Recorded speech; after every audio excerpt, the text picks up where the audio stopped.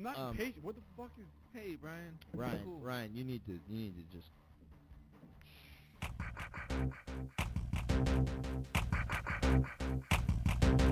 This is a song you should listen to. Listen to this song. It sounds more exciting than what it is. So let's see how we can lose our next 3 listeners.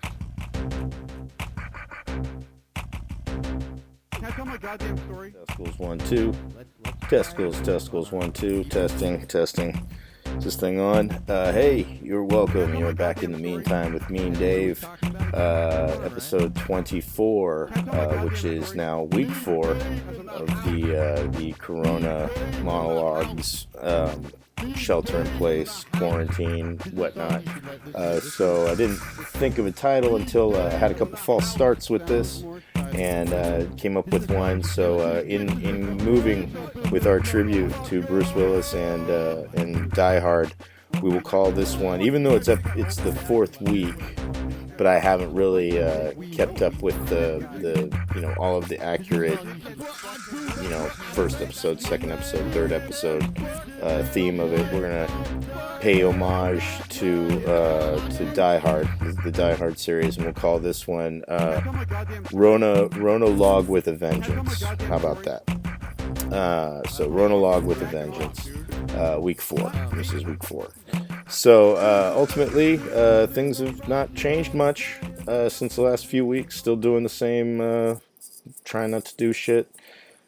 Still, I've gone out of the house, I think once, maybe twice, to the in-person meetings. One of the few in-person meetings still in the area.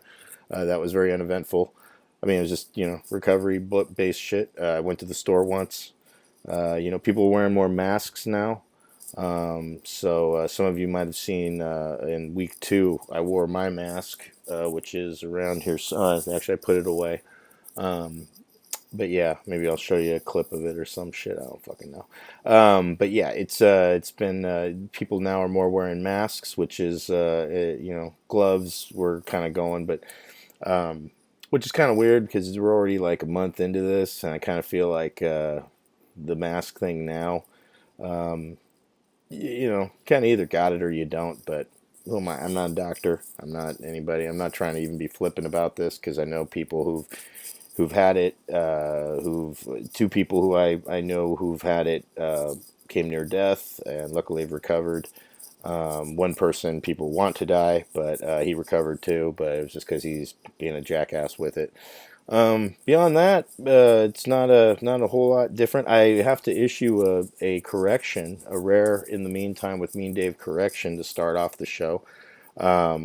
Last week I gave some referrals, some suggestions of music, some of my favorite music that I've been listening to lately from friends who had some free downloads available on their Bandcamp pages, and one of them I mispronounced a name that I've read on paper for years, and for whatever reason, when you never hear a person's name pronounced.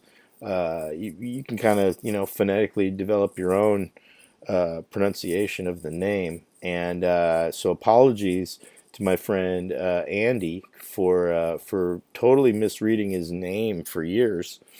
I've seen his name on plenty of packages that we sent to each other. And his name is spelled as such right here, Andy, Koetell, or no, 2 T's and an EL, I believe. I have to look at it. I mean, it's spelled properly here. I know that. And I don't know how you'd pronounce that last name. I mean, the last name that you're seeing there, that's how would, I look at that name and I think Cattell. Not even so much Cotel, but Cattell. Just kind of looking, don't know what vowels are being pronounced or anything.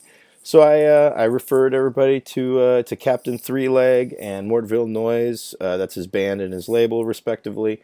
And I pronounced his name Andy Cattell. And then I made, I don't know, I'll call it a mistake. You guys, I don't think he's necessarily that entertained by all this stuff. But I told him, I said I gave him a shout out, and so he checked it out. And thankfully he didn't give me any other opinions on it other than he said he thanked me for the shout out, and he said for actually before he even said that, he said it's pronounced cuddle, like cuddle, as in like, like cuddle with, cuddling, Cuddle, but cuttle like kettle. So it's Andy Cuddle. So and so I told, and we both thought it at the same time. I said I'll issue a formal statement on the next meantime, apologizing for my mispronunciation and letting the world know that it's Andy Cuddle, even though it really doesn't look like it should be pronounced that way. It's like, why can't you just, spell it Cuddle, and so we can pronounce it Cuddle, with all these, all these phonetic calculus problems that we got.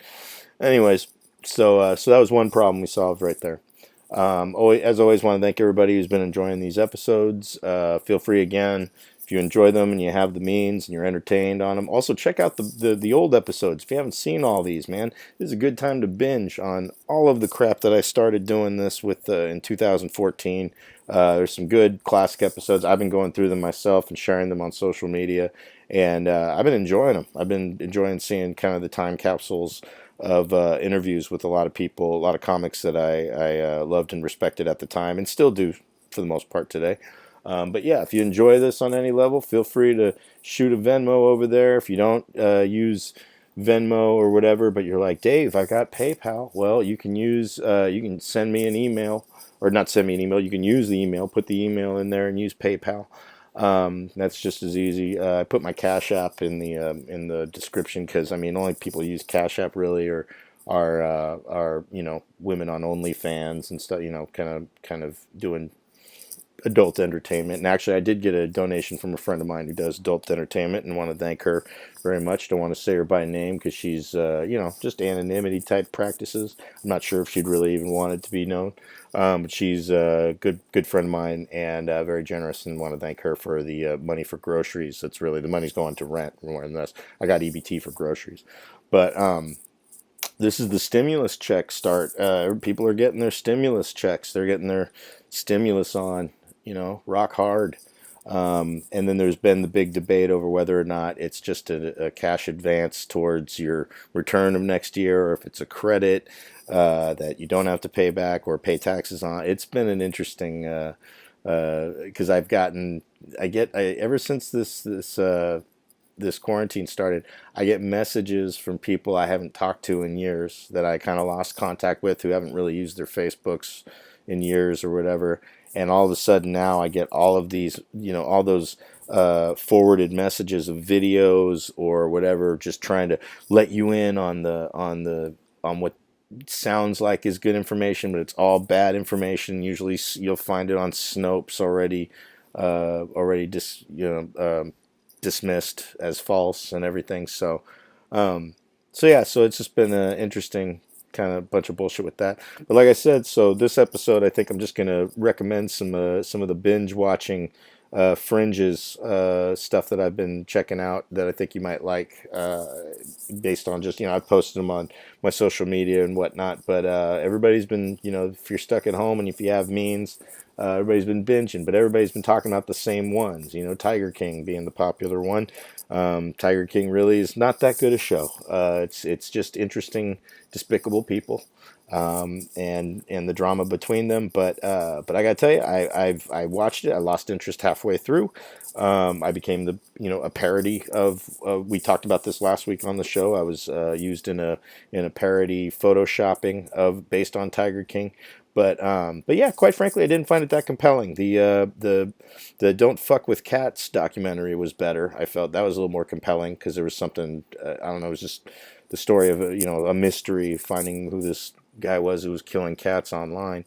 But so these are some of the things I've been enjoying lately that just kind of mainly in the last 2 weeks, I've been more into.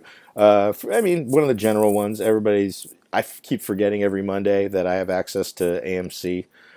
So I've been enjoying the season endings of Better Call Saul. Everybody loves Better Call Saul.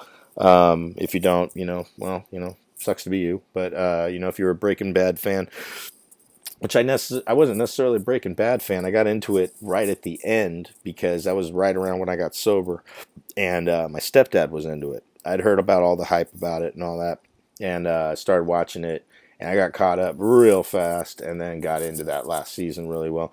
But I'm glad I got into it in time so that then I can appreciate Better Call Saul, which is a different type of series. It's definitely, you know, a lot of the same characters and whatnot, but it's a different pace of show.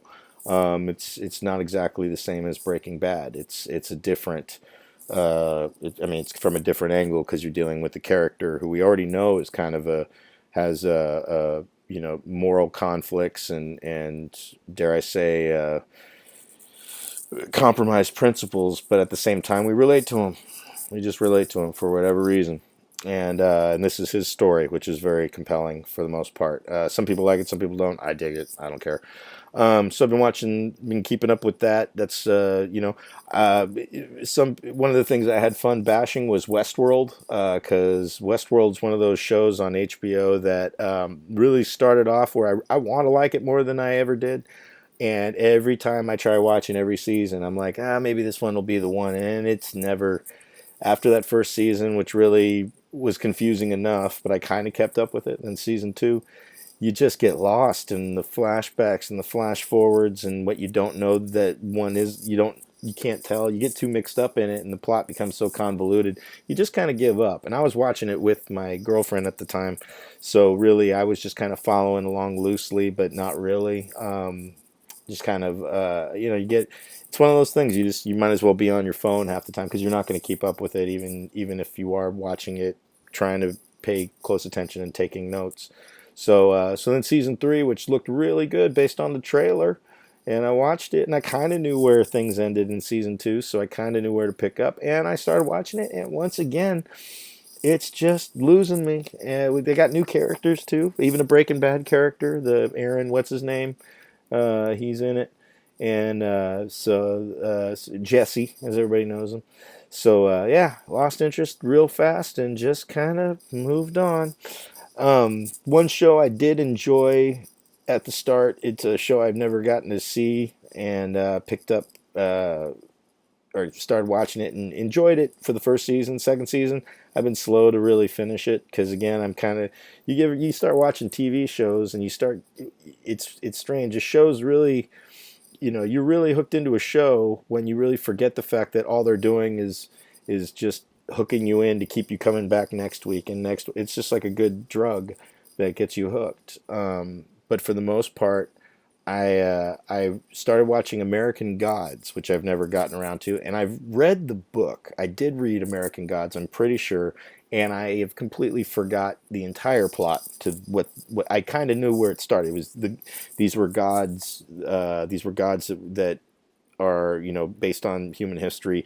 They're personified in these characters. These are the gods that are worshipped, but they're on Earth, and they just are kind of dealing with they're almost like they're like kind of superheroes in their own right, but their powers are not really that spectacular. And there's the drama between them and their control of Earth, and that's basically what I understood it to be when I read it. But I completely forgot the entire plot of it. And it's a popular story by Neil Gaiman. And then they made it on a show on Stars, so I finally, and I'm thanks to one of my friends, I got access to Stars online. So I started watching that, and it kind of kicked off pretty good. I enjoyed it. I actually right away, 5 minutes in, it was a brutal battle, some you know, some barbarians or whatever the fuck, and it was really cool.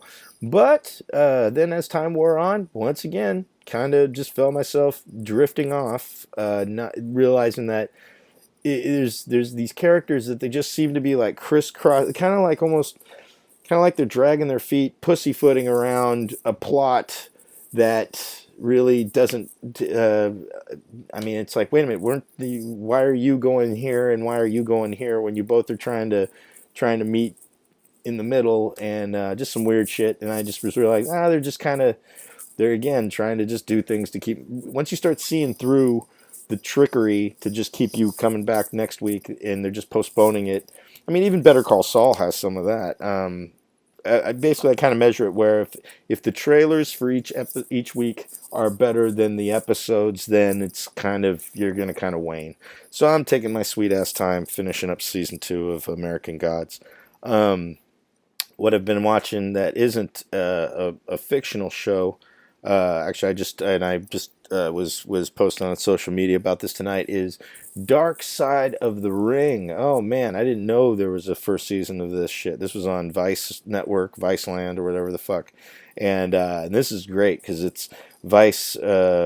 Sometimes they occasionally have some interesting stuff, and this one is a TV show about the dark side of pro wrestling. The stories, there's tons of stories of everything from the Chris Benoit murders to you have Bruiser Brody's murder. There was the brawl that I never heard of. It was this brawl in WWE during the Monday Night Wars. That was where wrestlers actually fought, and it was awful. It was one of the worst ideas in wrestling history. Thought of course, by Vince Russo, notorious for his bad ideas, but still was a writer for wrestling for years. And then my favorite episode, the one that kind of got me hooked after the Chris Benoit one, was my favorite wrestling personality is New Jack from ECW.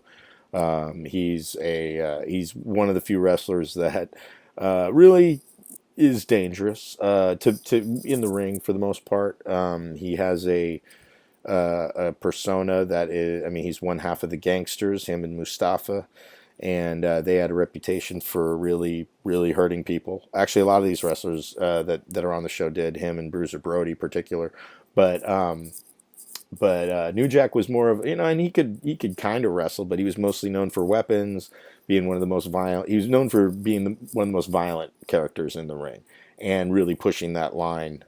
Being a character he's from the streets, he's from the hood, and he has a persona that embodied all of what was popular about everything from NWA and rap. At that time, gangster rap, and he just brought it to the ring and brought it in a very compelling way. He's a very funny, very charismatic guy. Even when he's being violent and telling the stories of his violent past, he's a funny dude. And I've always just been fascinated by him since ever learning about ECW. And I'll be quite honest, the episode of Dark Side of the Ring really didn't told me shit I already knew, but I just love hearing him tell the stories again. And then they even have the After Dark show, which is where they talk with some other people. And that After Dark episode was pretty cool. They were all on Zoom, communicating. Him, the Sandman, Tommy Dreamer, and one other guy. I'm forgetting who it was. And yeah, it was really it's cool. I love the ECW history. I wish I watched it at the time that it was in its heyday, but I got into it right as they were bought by WWE. I got into wrestling again because I was into wrestling as a child. Got out of it around junior high. Seemed childish because that was at the point when it was really Undertaker kind of took over, having the biggest intro or biggest entrance to the ring, overshadowing his matches, and that's kind of where wrestling was headed. It was very childish at that point, and I got out of it, and then didn't. I was getting late teens into my early 20s. That was when the Monday Night Wars were happening, and that was when wrestling got good again, and it was hilarious. With you have Stone Cold Steve Austin and The Rock and Mankind, all these great wrestlers, and I ended up just kind of not paying attention to it at all, one bit. And then my buddy Mike Sills, you can learn about him in episode 4 of In the Meantime with MeanDave, the WrestleMania edition, where we're watching WrestleMania at his house that year. It was 2014. And that was the year Undertaker lost to Brock Lesnar, the infamous loss. The streak was over, and it was a very ugly ending to the match as well. And but yeah, we ended up Mike, who also was a wrestler. He was a wrestler for Big Time Wrestling locally here in Newark and Hayward. He was Shooter Mike Silva, and he ended up he actually trained, or the trainer was the head of the school, Jason Styles. He's a known, respected guy around here in wrestling. And Mike was trained by him, but Mike helped train an actual WWE star of today, Bailey. That was a good friend of his. I forget her real name. I don't want to break kayfabe, but yeah, he helped wrestle with her and train her in her early days, and she's gone on to much success in the WWE, which is really cool. I forget where I was even going with this in talking about wrestling and whatnot and New Jack. Mike actually got to wrestle at an event in Oregon with New Jack, and he told me a great story. New Jack was sitting they were in the locker room, and New Jack was on the other side, and at the time he had the bleeding knot on his head. He had this horrible knot that never fully healed for like years, and he was just staring at everybody because he knew how scared they were of him, and he goes, "You don't have to be scared." And just he's such a character. But yeah, he's just hilarious. And so yeah, Mike was the one who got that's right, Mike was the one who got me into wrestling again, because I would go over to his house, get high, would smoke weed and drink and stuff. And he would always have Monday Night Raw on, because he would look up to his older brother who was into wrestling. And I'm just sitting there talking shit, like, the same thing happened with wrestling that happened with Lord of the Rings at his house. I would go over there to smoke bong loads and just hanging out with my friends, and then I'm like, why are you watching this shit? And then next thing you know, I'm coming over, I'm like, oh, cool, Chris Jericho's back, And just like when he got me watching Fellowship of the Ring for the first time, and I'm sitting there watching it, and I'm like, these fucking, I don't like this Dungeons and Dragons bullshit. And by the end of Fellowship of the Ring, I'm like, is Frodo gonna make it? Oh my god, this is the first one. I forgot. Now I gotta wait for the next ones. And I became a huge fan of the Lord of the Rings movies. So yeah, shout out to Mike Sills for that. So Dark Side of the Ring, check that out. Also, another show that I got to host, my first time hosting at Punchline was for the comedian Big Jay Oakerson. Hilarious comedian.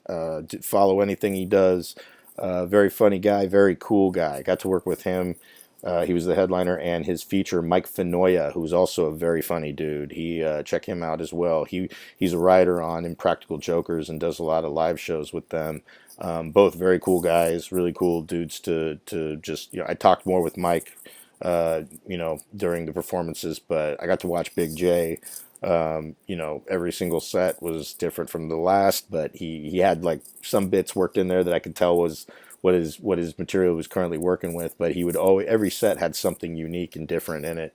Just a master of crowd work and just chilling. He sits there on a stool, makes it look so easy, but he just has a lot of fun, just whipping up some bullshit. And then he's great off stage because he's not trying to be on off stage. He's really just a regular guy who reminds me of a bunch of people I know. Who's a very cool. That all of them were cool guys, and that's what I told him. I said, "There's something about you that just feels familiar. Like I feel like I know you without knowing you, because you remind me of so many cool people that I already know."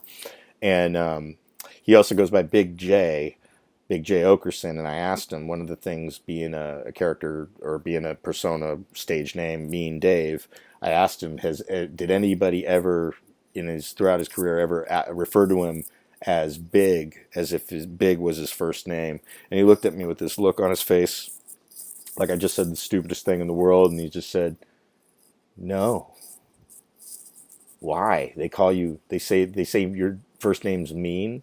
And yeah, people still to this day will refer to me as, say like, "Oh, hey, Mean, how's it going, Mean?" As if Mean is my first name, and it's not. My first name's Dave. An adjective before it does not mean it's my first name, and that is conditioning, social brainwashing conditioning that I blame Facebook for, because in order to have my name Mean Dave on Facebook, I put my first name Mean, last name Dave in making the profile, and I've had to fight for it for years. And so consequently, because of the way that interface works, it gets to your head, because no one called me Mean until I had a Facebook profile, and then everybody just fell into line with that shit. So that's bullshit. Anyways, so yeah, you're all brainwashed fucking idiots who refer to me as Mean as my first name. So yeah, Big Jay Oakerson, he tweeted not too long ago to check out a show called Z-Rock that used to be on IFC back in the day when that was kind of a more prominent channel. It was I think the show was around 2009, 2010, and all of the Z-Rock episodes are on YouTube. So not all of the episodes, but most of them, like all of season one and more than half of season two. And it's a funny show. It's a cool show about a band, about a rock band trying to make it, but they aren't exactly making it. And so one of the ways that they make ends meet is by being a children's band, playing birthday parties and shit. So they're like a rock band at night and a children's band by day. And Big J plays a club owner and kind of a roadie for them at times. And he's got a great part in it. Very funny. So I've been checking out Z-Rock, and I've made it through most of that. I'm further along in that than American Gods. I'll put it that way. And then so yeah, and then a couple movies that were surprised that I never got a chance to see, that I highly recommend. They're both on Stars, I believe, the Stars Network. But even if not, just find them somewhere. Stan and Ollie. That was the movie with John C. Reilly and I know his name. What's his name? Steven something, whatever the fuck his name is. Dude from Hamlet 2, and he plays he's an English actor. He you can Stan and Ollie. It's about was it Laurel and Hardy. Highly recommend that movie. I'm looking up his fucking name, and I know his name because he's the one I know better. And god damn it, his name's Steven something, and I'm gonna fucking find it. God damn it. Why is the internet always slow when I'm trying to record these fucking shows? I swear shit. This is fucking bullshit. It's bullshit. Fucking fun. I know the name, motherfucker. His name's Steve Coogan. That's his name, not Steven. Steve Coogan. Yeah. Anyway, 24-hour party people. That guy. You might know him from Coffee and Cigarettes with him and Alfred Molina. That scene and all that. He's in a lot of great shit. Or was it Night at the Museum? I think he's in that bullshit too. Anyways, no, Around the World in 80 Days. That's what he did with like Jackie Chan. That's what he's. It's mainstream shit's always kind of. But yeah, so those guys did a great movie about the latter years of Laurel and Hardy, Stan and Ollie. Great performances. It's a PG movie actually, oddly enough, and it's more of a drama than it's not really a comedy, but you get to see some really great performances from two excellent journeyman actors. And then the other movie that was I forgot about this movie. I meant to see it, and I totally forgot about it. It's a movie called Choke with Sam Rockwell, that was based on a Chuck Palahniuk novel. You know, maybe I'm not pronouncing his name right. I don't Palahniuk, whatever the fuck. I'm sorry, I'm having Andy Cuddle syndrome here with the name. But yeah, he wrote Fight Club, and Fight Club, very cultural phenomenon of a story. And here you have Choke, which is based on one of his books, which actually was a very well done movie. Was actually adapted for the screen and directed by Agent Coulson from the Marvel Cinematic Universe. Greg something? Clark Gregg, that's his name. Yeah, but that dude, Agent Coulson, he wrote and directed, or adapted and directed the story. He's in it as well. But great movie, with Sam Rockwell and some people I like his best friend is somebody I didn't recognize actor wise, but there's some great supporting cast in it. The one Irish actress who I remember from Boardwalk Empire and some other stuff. I've seen her around. She's an excellent actress. She plays one of the characters in it, and great story. It's there's some recovery in there too, because he's a sex addict, the main character, who is dealing with his mom and her failing health and mental health as well, and it's very. I want to say it's a much warmer story. It's a smaller story too than Fight Club, but it's very compelling, very funny, and it's got, oddly enough, a heartwarming ending that is very much in the Chuck Palahniuk kind of manner. So, anyways, and I think those are all my current. I mean, there's other stuff I'm forgetting about. Watch every Marvel movie. I've been rewatching all those because now I'm really pissed off. The Marvel Cinematic Universe has been pushed to pick back up in November with the release of Black Widow, which then everything is being pushed off as such. So I really could give a fuck about Phase 5 right now, because we're not in it. As far as I'm concerned, if the coronavirus were to take my life, that's fine. I'm fine. Infinity Wars and Endgame really put the 10-year, they made up for so much that the Star Wars universe let down so hard.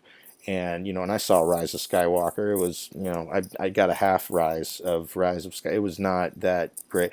Last Jedi was the best one out of those three, and I liked Force Awakens. And everybody shat on Last Jedi because of so much of the detour of the plot. But then when they brought it, what you started to realize is when in Rise of Skywalker, what's his name? Rian Johnson wasn't supposed to do any of his detours.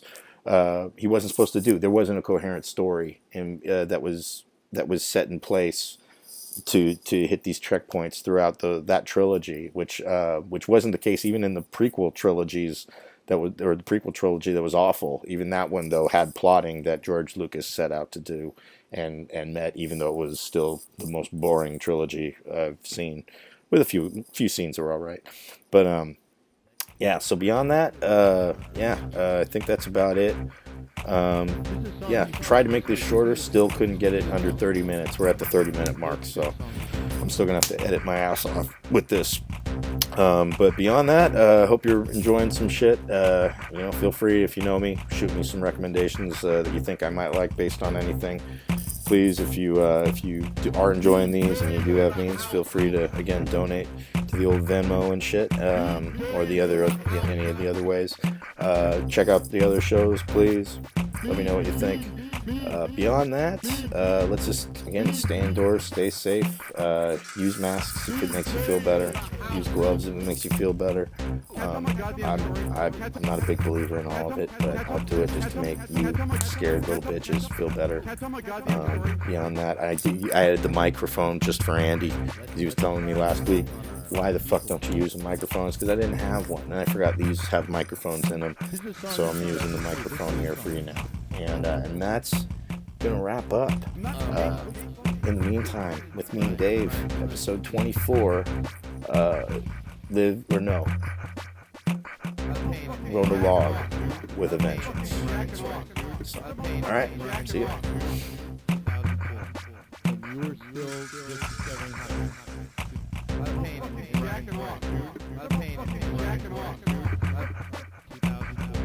When you were still just discovering how to make. MC bitches and complaints up in this motherfucker.